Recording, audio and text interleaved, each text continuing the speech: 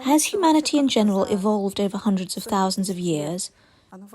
Or has it been the same since our species first appeared in the savannah? Take a look in the mirror and at the person who lives in the savannah. You will find that they're quite different. The makeup artist worked on me. Well, it's not like he smeared you with white paint from head to toes. For example, people living in high altitudes, not near the equator, have white skin. This is an evolutionary adaptation and a quite recent one. Here's a classic textbook example that in many populations adults can drink milk. This is lactose tolerance, because heavy diarrhea after a glass of milk is actually the norm. It's a historic norm. For example, there are pastoral societies in the savannah in Africa. They also have lactose tolerance due to a completely different mutation, but with the same consequences. And did this appear when a person thought, I also want to drink milk as an adult, and then began drinking it? When cattle breeding appeared, it turned out that those who drank milk in adulthood and didn't suffer from diarrhea as a result received a new source of nutrition. Apparently quite a significant part of human evolution took place as a result of a lack of food. If you take modern genomes of a very large number of people, then you can see which variants of genes have been affected by selection over the last couple of thousand of years. And this work was done, several thousand genomes of the indigenous inhabitants of Britain. As indigenous as they could have been, were built and analysed accordingly, looking at where the selection acted. Selection was quite funny, to put it simply. It acted as a lactose synthesis system to drink milk and acted on variants of the immune system genes, which is obvious because evolution affects the immune system all the time. It's very peculiar that the selection favoured tall, blue-eyed blondes. It's something that really shows. It just comes out naturally. And I don't know how it was technically done, but the conclusion was pretty funny. Michael, when I was preparing for our conversation, I realised we would all die soon due to the problem of evolution. But we will die, regardless of evolution. And our human race will die out. Do you mean people? Yes. Yes, this is one point of view, but it is a bit extremist after all. I read about the mutagenesis, which we've reached, that sexual selection has already stopped, and we have invented so many pills to save the life of every person. I understand, but wait, about sexual selection, I think you're wrong, as it still works perfectly. This is indeed politically incorrect in modern times, but still. Indeed, the rigidity of selection for such psychological fitness has decreased. But we do not get food in the forests. We do not run away from a tiger. We do not live in a cave or somewhere in a hut, whether it's either hot or cold. The influence of the external environment on a person has really decreased. What does this lead to? This leads to the fact that the mutation load actually increases on average per population. For example, 1 out of more than 20,000 genes that we have, each person has about 100 broken ones, mutations that destroy or do not allow the protein to be synthesized, meaning that the corresponding protein is simply not made from this gene. And it's not a big deal, we cope with this because the system is quite complex. There are a large number of all kinds of feedback. If one street in a city with a good transport network is blocked, the whole city will probably not stop. They will find a way around that street, although it might be a little inconvenient. But if some individual has it by chance, by the way his parents' chromosomes have developed, he has 100 broken genes, not 150. If there are no severe mutations that leads to diseases, although the majority still leads to illnesses, then he will generally be able to walk, but he will walk a little worse, he will run a little slower, he will be a little dumber, he will be a little worse, he will not be very pretty. And when you have rigorous selection, then such individuals in which many bad mutations are accidentally gathered at once will be eliminated. When the selection decreases, if he's not so pretty, then but you say that there is no more sexual selection, that you don't care that he's handsome or not, if he is smart or not, and accordingly they have offspring, and this mutational load is passed on from generation to generation. and mechanically it grows all the time. The main enemy of a person is his relatives, those who are genetically most similar to him. That is the biggest competitor, because they compete for exactly the same thing. And if the population is small, then selection ceases to notice even bad mutations, and a genetic collapse really sets in. There is wonderful observation that in many orders of mammals, there are lines in which their representatives grow exponentially and then disappear. And most likely, it happens exactly due to this mechanism. Generally speaking, in the short term, being big is good because no one will eat you. A cat in the forest has a lot of enemies, for example, a larger kite, while a tiger has no natural enemies. No one hunts elephants, except for poachers. But poachers are a recent occurrence. In the short term, being big is good. Therefore, the mutations that make the next generation slightly larger than the previous one are good. They are settled by selection, and everything is fine. And the species just gradually increase in size. But if you are a big animal, you need a lot of space to feed yourself. Accordingly, if you need a lot of space to feed yourself, then the population size becomes smaller because the area is limited. Yes, we set territories. That's right. Accordingly, the population decreases, but each of them has more territory.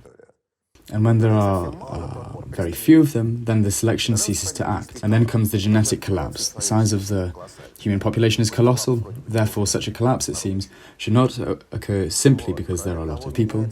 In addition, the direction of selection is changing. My favourite example is well-worn but very instructive and simple. Why are there so many overweight people? Especially a lot of overweight people are among the tribes, which, roughly speaking, fell into civilization. For instance, they were living in a forest, but then a McDonald's was built there. And they suffer an obesity epidemic. It's completely understandable why. Because when you live in a forest, very good gene variants are those that allow you to store excess food in the form of fat. They killed a mammoth, everyone ate it, everyone became plump. Then they will live until they get the next mammoth, surviving until then. And if your metabolism is efficient, if you burn it all, then of course you ate, but you didn't put on fat. You are very thin, and the next mammoth will be there only in a month. Then you're finished. Therefore, for a very long time, humanity has been selected in order to be able to store fat. And now, since McDonald's is in every corner, again, we're not talking about Africa now, there are no restrictions on the availability of food. So people fill up and become really noticeably fatter than their previous generations.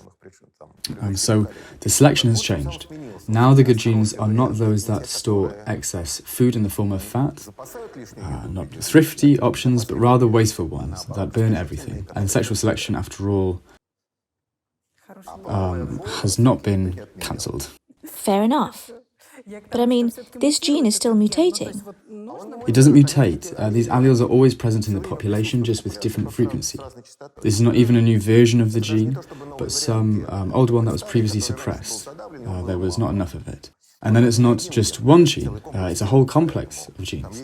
So there is a genetic component, of course, in body weight with the same diet, so to say, but it doesn't depend on one gene, it depends on the whole complex. And all of these genes have variants that are a little more frugal, a little more thrifty, and a little more wasteful. It just so happens that a person that has thrifty genes, and he also eats quite well, then he's in trouble.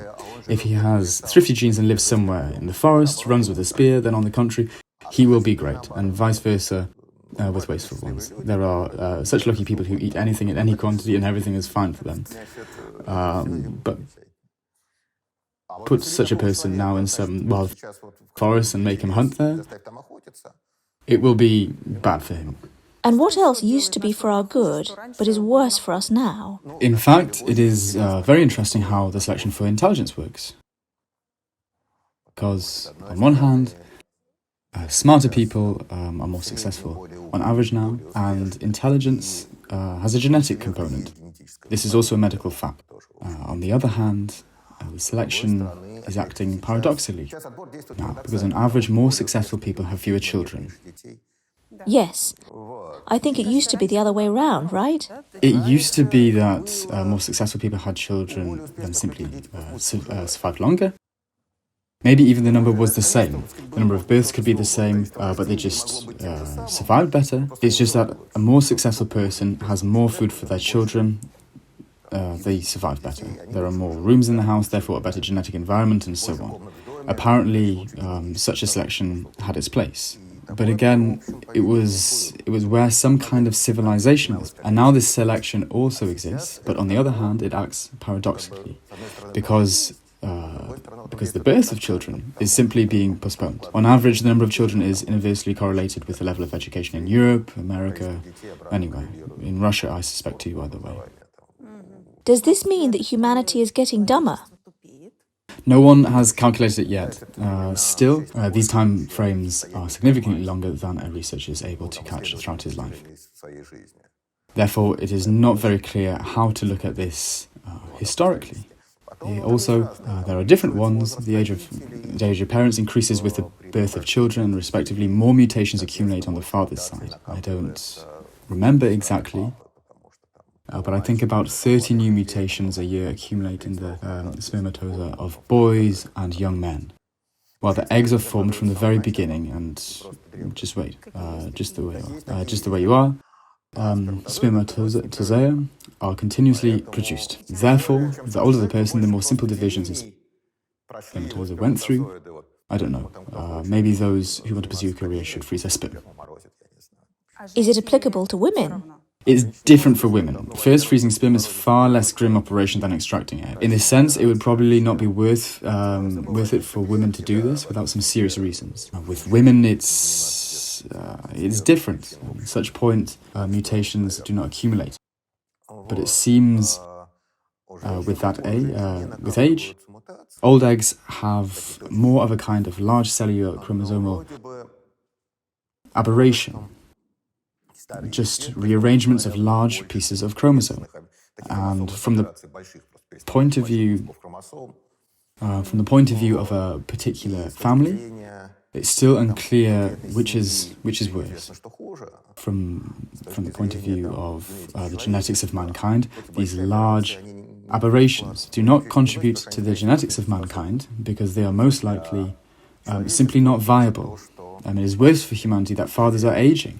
And for a particular family, both are bad, of course. And so, for general reasons, such interracial descendants of interracial marriages, from an immune point of view, apparently should initially be more adapted to a larger spectrum of pathogens. But this is a fantasy. No one actually measured it. There are various opinions on it. Well, what about the story of Ashkenazi Jews? What about Ashkenazi? That they used to have intercourse in their closed group. Relatives interbred with each other, and there were more mutations. No, wait. When relatives interbreed with each other, this does not increase the number of mutations. Closely related marriages are not bad because new mutations arise, but because old ones are combined. Here is an example. There are bad variants of genes that are arranged like this. If a person has both good variants, it is great. If both are bad, then it's bad. He's going to have a serious genetic disease. If he has one good, one bad, then again, nothing will happen. Because these are called recessive variants that do not work on a heterozygous state, meaning they do not work when both are different. A good variant, dad, a bad one came from my mum, while I, normal and healthy, live as if nothing had happened. If the frequency of such a variant in the population is small, and it will be small because it is harmful, then the probability that two bad variants, the carriers of two bad variants, will meet is not very big. Which means that for them to meet, the dad should have the two variants and be healthy at the same time. And the mum should be with two variants and healthy as well. Then the baby has a probability of 1/4. I don't remember which Mendel's law, but if both bad variants will meet, the child will have a serious genetic defect, and this will be a tragedy for the family. If mum and dad are not close relatives, then the mum has her own set of bad variants, and the dad has a set of his bad variants. Two bad variants of one gene do not occur in a child, because mum has one and dad has the other. If mum and dad are close relatives, then they are genetically similar, and they have bad variants of the same genes. And therefore, probability of genetic diseases in the offspring simply increases because the same 100 bad variants are now not spread separately in mum and separately in dad, but are strongly connected with each other. Because mum and dad are relatives. They inherited the same variants, in their ancestors, and accordingly the likelihood of some hereditary diseases, genetic diseases increases. But it's not just because these mutations were selected or something, it's just because of a closely related marriage of the same broken genes. And although Ashkenazim are Ashkenazim, but in principle the history of mankind basically just happened in conditions of generally quite closely related marriages, simply because the tribes or populations in villages were small. If you take any typical genealogy, like Pakistani, where marriages between uncles and nieces is a normal event, or cousins, this is actually normal even in Europe. And again, it's actually an interesting thing because it's bad for an individual family. A sick child was born, which is a tragedy. From the point of view of population genetics, closely related marriages, on the contrary, are a very good thing, because if a sick child was born, it means that he will not leave offspring, and these specific bad genes and bad variants will be washed out of the population. Let's talk about bacteria. Maybe these numbers are also made up, but it's said that almost every minute, long-forgotten ancient bacteria is defrosted.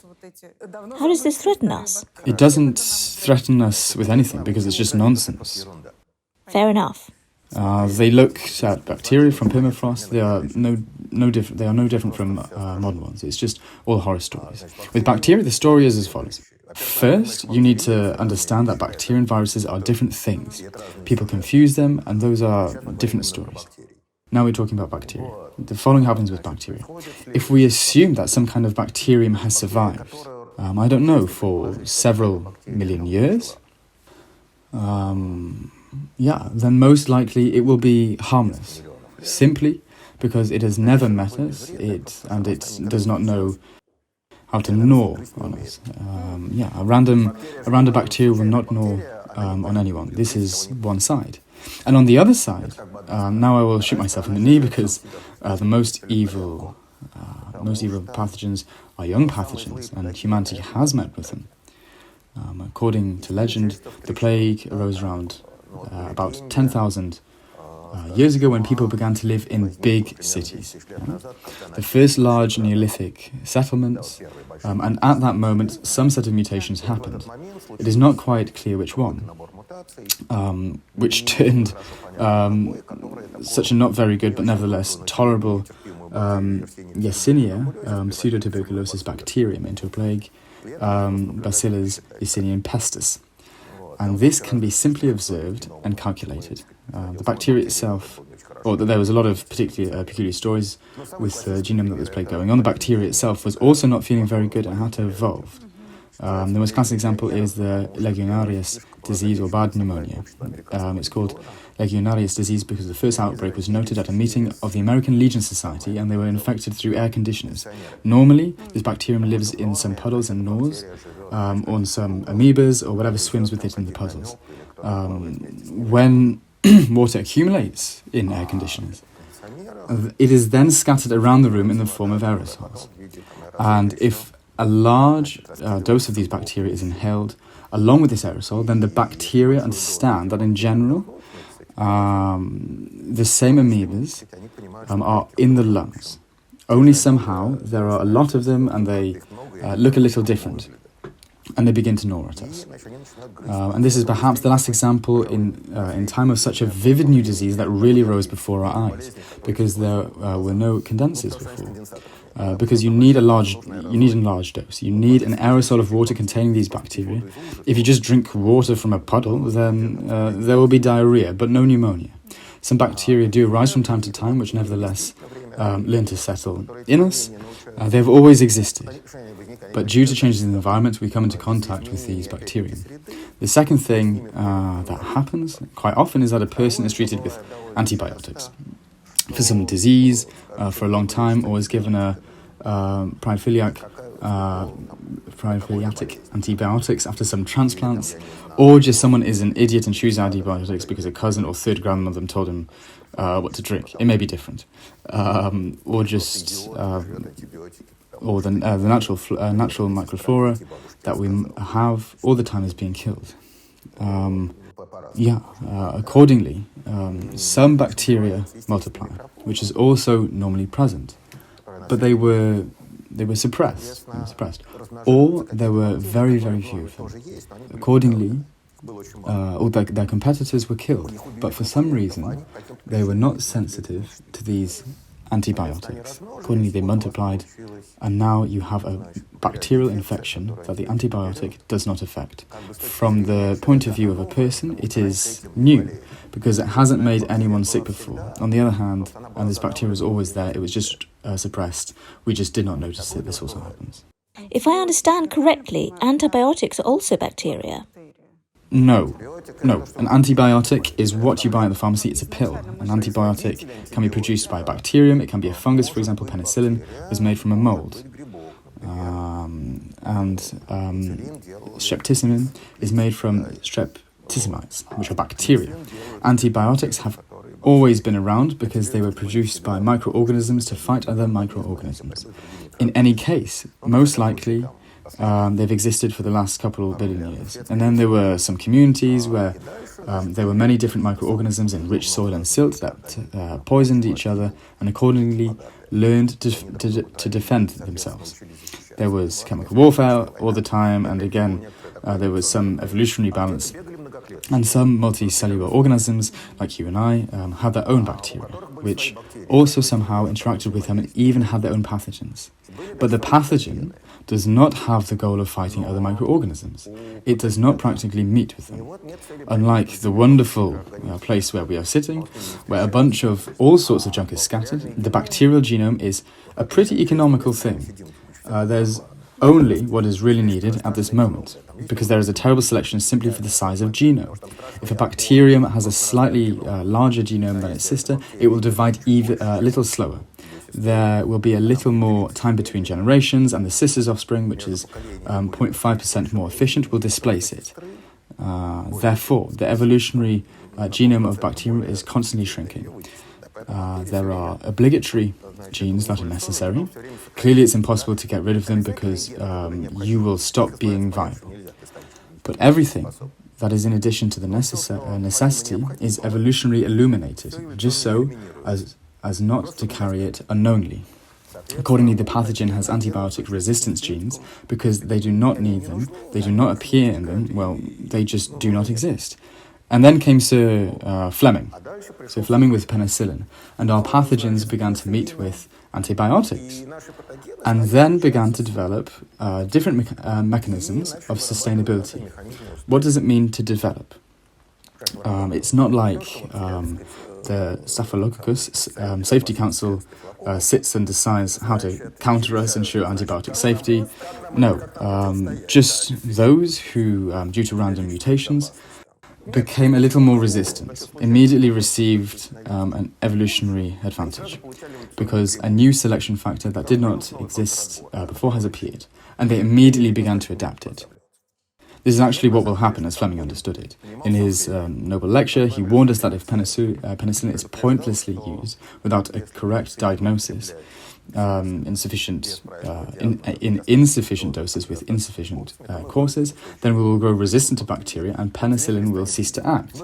So Fleming spoke about this in his Nobel lecture. Humanity did not listen to this. Cattle were and are still being fed antibiotics in some places. They are still doing it in Russia. They haven't stopped it in Russia. They stopped it in Europe, in America, including human antibiotics, those that are actually used in hospitals. The antibiotics are mixed with cosmetics, if anyone remembers the wonderful advertisement for soap with triclosan. And antibiotics were just used stupidly. There was a wonderful resource that could have worked for a long time, but worked little. This is the story of the appearance and rise of antibiotic resistance in bacteria. There's an absolutely amazing short film on YouTube, about 5 minutes long, where people People in just 2 weeks have grown bacteria that are resistant to a 1,000-fold dose of an antibiotic. How? They just made a big track with a nutrient and divided it into zones. In each zone, a gradually increasing dose of antibiotic was applied. They settled them in a clean area where there was no antibiotic and just let them breed. The following happened. They multiplied in their zone, reached the border where the antibiotic began, and stopped there. Then something had a mutation. It broke into the next zone, where it had no competitors, and multiplied there. Something had the next mutation, and penetrated into the next zone. Those who were in this 1,000-fold are very weak. If we take them now, take the original wild ones, and these ones that are able to live in a 1,000-fold zone, if they were now returned back and placed into one common test tube, then the wild ones will immediately force them out, as they are much weaker. But in the presence of an antibiotic, they have no competitors, they happily multiply there. Does this mean that if I have a cold, sore throat, tonsillitis, and I take an antibiotic... If you have a sore throat, it's most likely not tonsillitis, but something viral. Anyway, you take antibiotics. And everything's gone? The next day, I think that I won't take any more. You got better, but infected someone else. Now he has to take it for 2 days. Yes, it's exactly the same story. Apparently, in a hospital selection, a lot of drug-resistant strains circulate in hospitals by exactly this mechanism. And many people are being treated, some are not fully cured, and you have a very strong selection pressure towards gradually acquiring these same ones. But it's not like we've developed permanent antibiotic resistance. By we, you mean bacteria? Yes, I mean our human bacteria. And they won't help us anymore. No, they will help, but we need to look for others, right? Yes, others. Well, antibiotics is generally many different substances which with different mechanisms. Why does humanity, already knowing about it, do nothing? No, but still say the use of antibiotics in animal husbandry was banned even in America, but China and Russia remain. These are also not the smallest country. In Russia, by the way, maybe it's not a massive because it's just expensive. I don't know. This is an interesting question. Yes, my last shooting at the poultry farm showed them being fed. Surely they feed them. Here's a man who feeds his birds on antibiotics, and based on Dante's idea that every bastard needs a punishment that strictly corresponds to the crime. Well, this man who feeds his birds with antibiotics needs to be infected with some kind of syphilis and not be treated.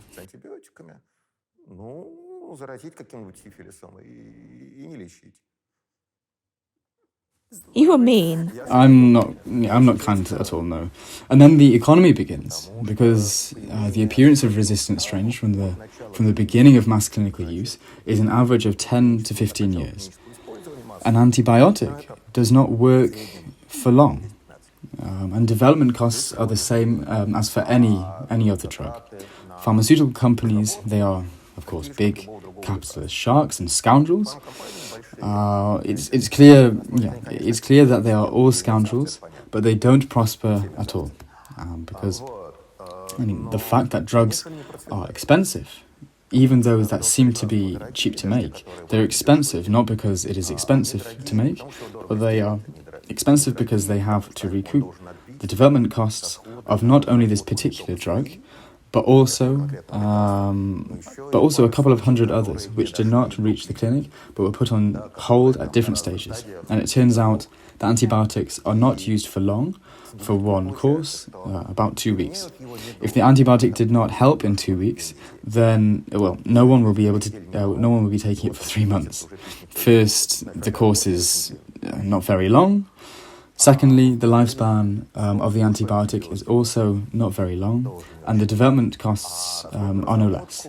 It turns out that the development of antibiotics is just simply unprofitable, and so there are no new antibiotics in the last couple of decades. There are no new classes of antibiotics. There are only variations. The old ones are generally failing. The number of pharmaceutical companies that generally work on antibiotics has fallen significantly.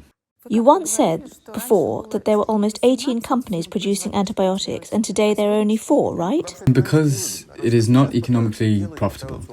What they're trying to do now is to improve existing semi-synthetic antibiotics. A classic example, there are antibiotics and bacteria have an enzyme that destroys them. Accordingly, We slightly modify the antibiotic. This enzyme ceases to recognize it. Sooner or later, mutations will occur in the gene of this enzyme in bacteria, and now it will also recognize the new antibiotic. But during the time we will make some more semi-synthetic ones, it's some kind of race. We can improve old antibiotics in the hope of fooling these resistance mechanisms. And bacteria, accordingly, will mutate in order to also learn to recognize new antibiotics and resist them. This is one story. The second story is that theoretically one can hope to simply find new classes of antibiotics with a new mechanism of action, with new targets, and dispose of them reasonably. Of course, they are needed. I don't know, if you look in Russia, around 1 out of 10 cases of tuberculosis is not treated with anything at all.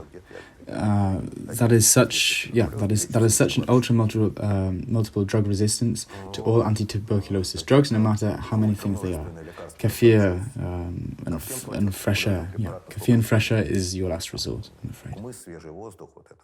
By the way, you showed this map where Russia is just super red, and in other countries everything is somehow better. Yes, tuberculosis is specific to Russia. Why so? Colonies, correctional institutions. So as in America? No. The point here is that the Soviet, now the Russian course of treatment for tuberculosis is traditionally long. It takes several months. Then a person ends up in a colony where he's diagnosed with tuberculosis, which he either brought or acquired from there. Then he is being treated. The sentence is over. He is released. The contingent is not the most socially prosperous, and to hope that he will regularly go to the pharmacy and buy and take medicine every day is quite unlikely. Besides, it costs money. So they give up treatment, and the not fully completed course is an ideal situation for the cultivation of drug resistance. When the sensitive ones were already killed, the resistant ones still remain in small amounts. Again, the whole thing is about the competition of strains, not the competition of us with bacteria, but the competition of bacteria with each other.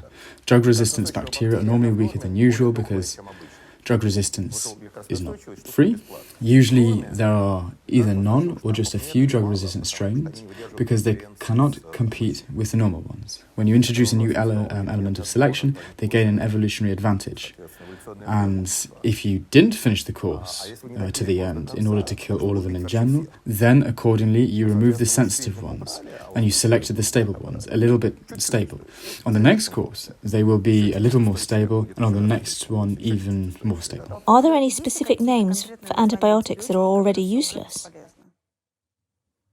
The classic penicillin appears to be useless. So are the antibiotics that I was treated with as a child, oxacillin and something else like ampicillin. They are not in use anymore. I remember that when I was treated with oxacillin. I was terribly bitter and disgusting. I think they don't even sell it anymore. I also wanted to discuss these autoimmune diseases with you. Is it due to evolution that immunity begins to devour itself? A disease cannot occur due to evolution. It's not hard to guess, because if someone is sick, then evolution will destroy him. I mean that if we treat this and we treat that, and the body is like, what to fight? Sort of like, I'll start with myself? Or am I misunderstanding this? Well, look, the first idea is that children from good families, where mum cleaned every day, wiped the dust, and there were no cats or dogs, get allergies. Yes, this is a kind of medical fact. The second fact is that autoimmune diseases are strongly correlated with the absence of worms. That's interesting. Yeah, moreover, there even seem to be some attempts to treat some autoimmune diseases by infecting a person with special nematodes. The idea is that we have different classes of antibodies, and in particular there is a special class of antibodies adapted to fight large parasites. In my opinion, if I remember correctly, it's immunoglobulin E, which just causes an allergic reaction. If something repulsive has crawled into your nose, what you need to do is sneeze and blow your nose in order to force that thing out. If some kind of foul creature crawled into your intestines, you need to have diarrhea so that it can be washed out from there as well. This branch of the immune system normally reacts to large parasites and causes reactions that are unpleasant for the host, but even more unpleasant for this parasite, and accordingly it has to be evacuated through one hole or the other. And now we don't have these big parasites, and this branch of immunity has not gone away, and it begins to react with others. This is generally a classic thing in biology, that if you have some kind of system that is left unattended, then it starts to do nonsense. This is not only characteristic of immunity, apparently, it is a general biological principle. It begins to react to weaker signals, which it normally would not notice, because it needs to deal with the worm there, and the fact that you ate some strawberries does not matter. Accordingly, this branch of immunity begins to turn on some other antigens. These are not autoimmune diseases, these are allergies. An autoimmune disease is such a systemic failure. It happens in different ways. It happens that it is provoked by an infection, as rheumatism is provoked by streptococcal infection, because it is just an accident. Because antibiotics against streptococcus can randomly interact with our own proteins, that's a coincidence. Streptococcus is not at all interested in this person having rheumatism in 10 years. This is just pure coincidence. Here you need to understand how the immune system works. We have clones of cells, and each clone of the cells reacts to some external or internal antigen. But then we have the miraculous organ thymus, where cells that respond to their own proteins are destroyed. So we made many different lymphocytes, and each of them, before entering the lymphatic system, enters the thymus. I'm satirizing a little, but when it gets into the thymus, it has shown all the proteins of the body itself. The thymus is such a wonderful organ, where all proteins are produced in general, regardless of the tissues in which they should work normally. It's just to show them the lymphocytes. And then, if some lymphocyte foolishly reacted to this native human protein, the host protein, then it is immediately illuminated. Accordingly, there should be no autoimmune reactions. If the system fails, if some lymphocyte slips through, then it is a potential ancestor of some kind of systemic autoimmune disease. Let's talk about cancer. It means if we have it, it is somehow... God forbid, no. Not yet. Does it somehow evolve with us? Cancer evolves. Each specific tumour evolves at an extreme rate. Look, cancer is such a disease of bureaucracy. When a cell ceases to adequately perceive signals and its control is destroyed, eventually it begins to divide uncontrollably. A normal cell, firstly, does not divide because it receives signals from neighbours who tell it that everything is fine here, why share, we live and live for ourselves. Secondly, it has a self-detonation mechanism. If a cell suddenly begins to want to divide when it is not supposed to, then a special mechanism called apoptosis is activated in it. This is a mechanism of the suicide of a cell that has gone crazy. It seems to be independent of everything else. Accordingly, in order to become cancerous, quite a lot of things must happen to the cell. First, the bureaucracy that informs, it must break down. The transmission of information inside the cell must break down. It must go to uncontrolled division. And secondly, this very mechanism of self-undermining, which is built in, must break down in it.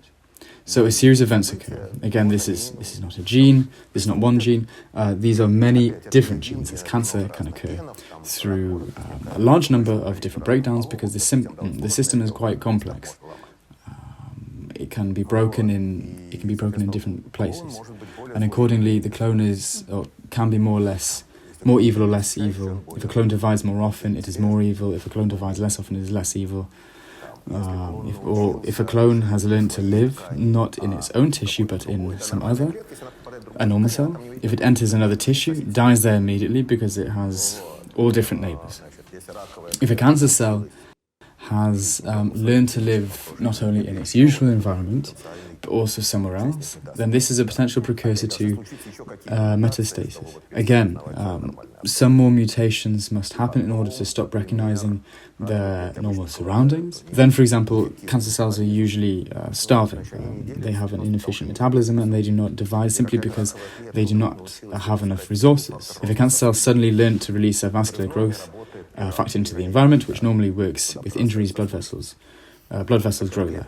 If a cancer cell is a completely different tissue, has learned to produce a vascular growth factor, which is normally silent for this gene, then capillaries sprout to it. It feeds better, begins to divide more intensively, so it impresses its neighbours and develops. What a clever bastard. Well, again, this is a random mutation. This is a mechanism that is normally disabled. If, as a result, someone accidentally touched the switch, it turned off. If the patient is treated with chemotherapy, then there begins the selection respectively for resistance to this chemotherapy.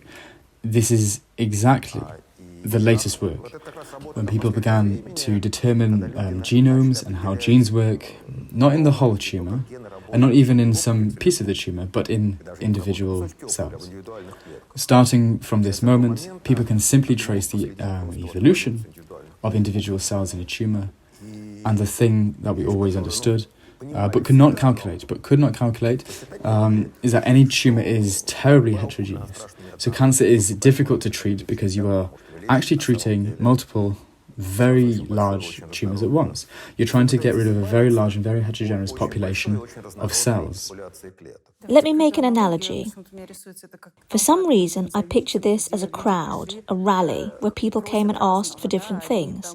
Yes, we know how it's done. There are also such methods. You simply kill all dividing cells. Another thing is that it is also terribly harmful to the body. There's also the problem with cancer, that you're actually trying to get rid of your own cells that have only changed a little bit. In this sense, it is easy with bacteria. They have a completely different metabolism, they have targets that we don't have at all. Therefore, an antibiotic kills bacteria, but it does not kill a person, at least in comparable doses, because a person simply has no appropriate target for this antibiotic. But with cancer, it doesn't work that way, because there are the same native cells, they have only slightly changed.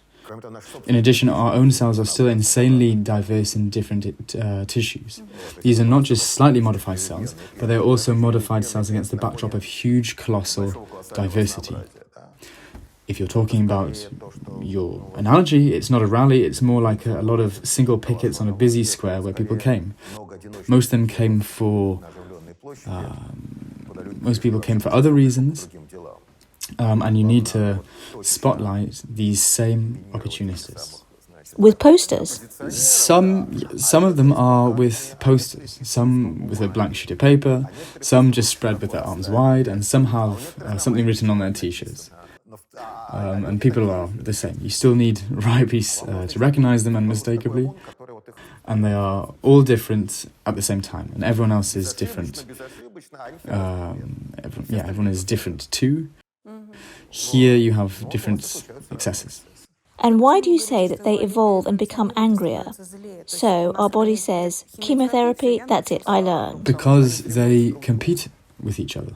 The cells in a tumour, different clones in a tumour, slightly differently genetically, they compete with each other. And from their point of view, we are a resource. So each year they progress? And the tumour progresses because the one that uses us as a resource more efficiently gains an evolutionary advantage.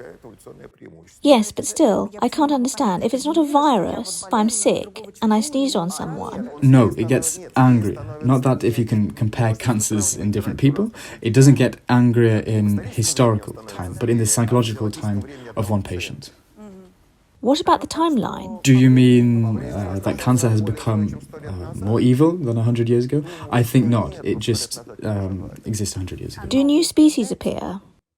There is a slightly different thing. It is simply improving our understanding that what we previously considered to be one type of cancer is now several different ones. The classic cancer diagnosis is locational. Then they began to look through a microscope, and the diagnosis of cancer began according to the type of cells. Small cell, not small cell. And now, again, since we can see how genes work, how precisely such molecular diagnosis have begun on what kind of breakdowns happened. It's also really interesting what will happen here, because look, if before we had an anti-cancer drug that helped in a quarter of cases, but it was given to everyone because, after all, a quarter of a chance, 25% chance is better than zero. And now we have learned, we are learning to make these diagnoses more accurately. Now we do not give this medicine to everyone, but only to the quarter that potentially need it. This is an ideal picture. It does not happen that way, but gradually everything is moving in this direction. What does it look like from the point of view of the economy of the same pharmaceutical companies now? Their sales dropped by 4 times. With this transition to this very personalized, as it should be called, medicine, how the economy of pharmaceutical companies will be arranged is a very good and interesting question. Why are these drugs so insanely expensive? Because they are needed by a very small number of people. The price of this medicine is determined not by what is expensive to make, but by the fact it took 10 years to develop, and necessarily for a small number of people. Accordingly, this small number of people pay all these 10 years of salaries of the same biologists who developed all of this. On the one hand, it's good. At least someone's work is paid. This means that in the future, if I, for example, will go there, so according to my DNA... Not according to your DNA, God forbid. According to the DNA corresponding to your tumour, you will be prescribed specific courses. Moreover, to some extent right now, there are drugs that only help people who carry a certain mutation. I mean, if they have this mutation in their cancer genome. Therefore, for some drugs, genetic analysis is simply a condition of prescribing. This is the same personalized medicine, only in such a relatively rudimentary state. But in theory, yes, everything goes to this. Does it mean that my personal medicine will be invented for me?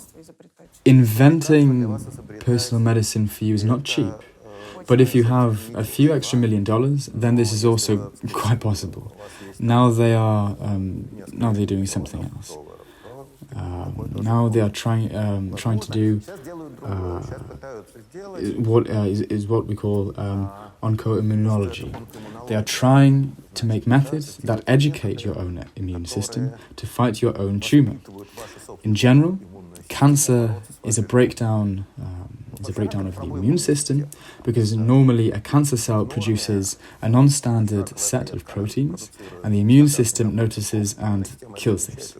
Here's the same mechanism that we discussed some time ago, but if they have not coped yet, if they have already multiplied, it means that the immune system cannot cope. And that, God forbid, cancer has begun. And now the idea is that the cells of the immune system, the precursor cells of the immune system, are taken and raised to recognize antigens specific to the patient's particular tumour. And then they are put back in. There, ultimately, everything is decided simply by numbers. Who is faster? Either they divide or the immune system illuminates them. And thus, this is precisely the hope that we will not invent a special medicine for each person, because no economy can withstand this. But an idea, or a hope, that we will develop some common technology and individuality will be achieved naturally through initial diversity biology. I can't help but talk about viruses in connection with the whole situation. If we are talking about the modern epidemic, then firstly there is nothing new in it, because there have been epidemics of viruses, including other coronaviruses. And exactly according to the same mechanism, a jump from a natural host to a person, with or without some kind of intermediate owner, this is a different story, or directly. And in fact, the previous epidemic of atypical pneumonia, which was also called SARS, only with number 1 in 2003, in exactly the same way. The virus jumped from bats to a person who, like any young pathogen, turned out to be very malignant. And the difference between the virus and all the previous ones is that it has a very long incubation period. When a person has no symptoms, but he is already contagious, then there is a noticeable number of asymptomatic carriers. And indeed, from a social point of view, this thing turned out to be very unexpected for humanity, because this is the idea. Why am I going to wear a mask? I feel good. Dear, you feel good now, but no one knows how you will feel in 2 days. Wearing masks is necessary not so much in order to protect a person, but in order to protect others from him. A simple mask primarily protects those around you, or quarantine. Clearly it is better to declare quarantine. The sooner quarantine is declared, the better. But on the other hand, no democratic government can declare quarantine until a certain number of people have died. Cynically, yes, because it's still good. 10 people, we will stay at home. It doesn't work this way. When 10,000 people die, including Uncle George next door, then they will really get worried.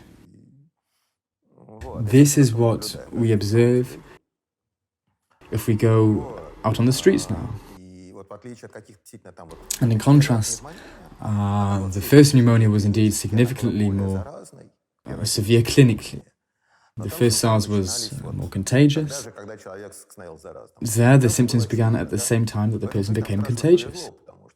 Everything was obvious there. In this sense, we are pretty lucky.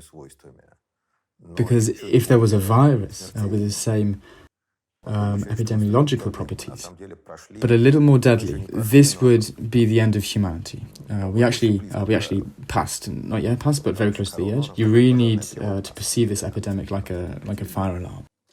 So, the coronavirus became wiser and said, and now I will infect people and you won't know about it. Is this the evolution of the virus? It is not the evolution of a virus, because it has not evolved in man. It's just some kind of virus, one of many dozens, if not hundreds, if not thousands, that live in natural reservoirs. It jumped into a person, and it turned out to be a person with such properties, or it might not have been, or it could have been with others. This virus has been present in humans since mid-November last year, during which time it has not evolved in humans. It changed, of course, but so far we have no traces of the fact that it somehow specially evolved to kill a person. It is unprofitable for a pathogen to kill the host, because the dead host does not sneeze, cough, hug anyone, and does not transmit the virus further. Therefore, in fact, historically, it seems that this is simply shown for some pathogens. Let's say this is shown for the same plague. The same thing is shown for cholera. Each subsequent cholera epidemic is slightly milder than the previous one, precisely because the pathogen gradually adapts. And many commensals, those who live with us and do not interfere with us at all, are former pathogens that have simply become harmless. It is much more profitable to live on a person so that he does not notice you than to torture him to death. This is evolutionarily more profitable. Therefore, over long evolutionary times, there seems to be an observation that pathogens become milder. Again, this is a natural evolutionary process. Just those that are evil, especially if you have small settlements, a small village, and some terribly evil pathogen attacked it, well, it killed everyone. That's all. The end. And if it was attacked by a mild pathogen, or an evil pathogen managed to become soft, and someone went to the market, infected a person from a neighbouring village, so it will somehow spread slowly, it might seem that the virus is becoming better. The pathogen is better, not necessarily the virus. And there are reverse examples. People really hoped that the virus would get better, and in a few months it will still exist, but not so terrible. We have current coronaviruses, which were probably once bad pathogens as well, but now they are just runny nose. From the point of view of the virus, causing a runny nose is an ideal strategy. You don't kill the host, but at the same time it spreads. He sneezes, he even goes to work, because, well, that kind of disease is this cold, so he spreads it, infects a bunch of people. The pathogen is doing good, it is spreading, but there are examples to the contrary. Smallpox, until it was destroyed by total vaccination, never got milder. This was just discussed in connection with this pandemic. it seems that in all textbooks it is written that the pathogen should become softer. And if you think about it, especially if it has a long incubation period, if a person infects someone for a week, then the virus doesn't care what happens in a week. It has already infected a bunch of people. So far, there seems to be no sign that this virus has evolved in one direction or another, so different clinics have different strains. In general, in this sense, for evolutionists, this is some kind of completely unexpected miracle. You can actually watch evolution in real time. Moreover, a very fast evolution, because this is an RNA virus. They change very quickly. They have a poor copying mechanism. And there is a mutation. As calculated, current coronavirus gains 1 mutation per genome in 2 weeks. That is actually changing at an extreme speed. And then there will be good clinical data because there are already many sequences, several thousand, but they are not linked to clinical data. So you know the sequence, but you don't know how evil that strain was. And when the sequences link with metadata, with the clinic, then probably there will be a lot of all sorts of beautiful science. Does this mean that our future lies precisely with vaccines, first from one virus, then from another one?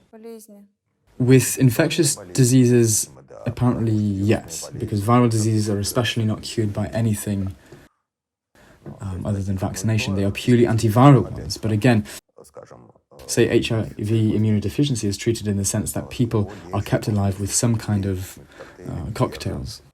For a long time? Quite long. But in fact, their quality of life does not differ. Now it does not differ from healthy ones. It has been studied. And it's a pure antiviral cocktail. With other viruses, it's more difficult. But there is a very specific virus. It is a retrovirus. There's a very specific biochemistry. And again, the trick is that there are such processes that can be interfered with, which is characteristic of not only the virus, but the characteristic of our cells. And then we make medicine that kills viruses, but not poisonous for the patient. But in principle, viral diseases are very difficult to treat. Will there be more? Well, if you run through a forest and eat whatever you get, there will be more, yes. Will we somehow harm the ecosystem with the technological process? No, it's all bullshit. Nonsense. But again, no, if you start spreading batshit across fields as fertilizer in a technological process, then yes, the workers who will do this are very likely to get infected with something. In that sense, yes, it's not just about interfering with the harmony of life. It's really nonsense. But the fact is that if a person penetrates into some ecosystem, such as caves, in which he was not normally present before, yes, he will meet new pathogens there, and with some probability bring them in.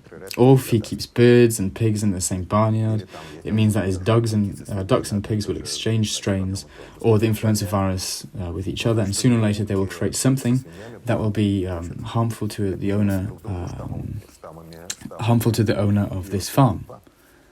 If you climb, for example, where you don't need to be, you can pick up something new. We are observing this. There are a lot of African fevers.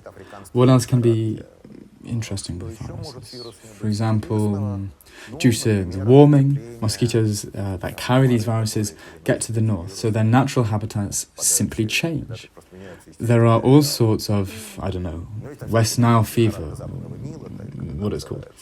But there are mosquitoes that carry it. They live in certain conditions. If global environmental conditions change, then these mosquitoes start appearing somewhere else. And then they can simply be dragged into another continent where they've never been before. Still, a rare mosquito will fly across the Atlantic Ocean. A rare mosquito will fly to the middle of the Atlantic Ocean.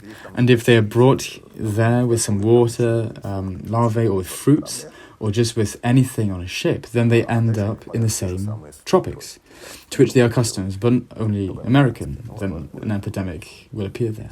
But again, this is a problem of the transparency of humanity and travel in all directions. While everyone was sitting in their villages, there were fewer global epidemics. Will there be new diseases? There will be. No, wait, if every 10 years a new disease appears, then what reason is there to think that in the next 10 years, by some miracle, there will not be any new ones? Of course there will be. Old ones have to behave differently, and of course new ones will appear. But what exactly does it depend on today? On aeroplanes. Does it all depend on the planes? No, on two things. On planes and on going to places you're not supposed to go. Thank you very much. It's been really interesting.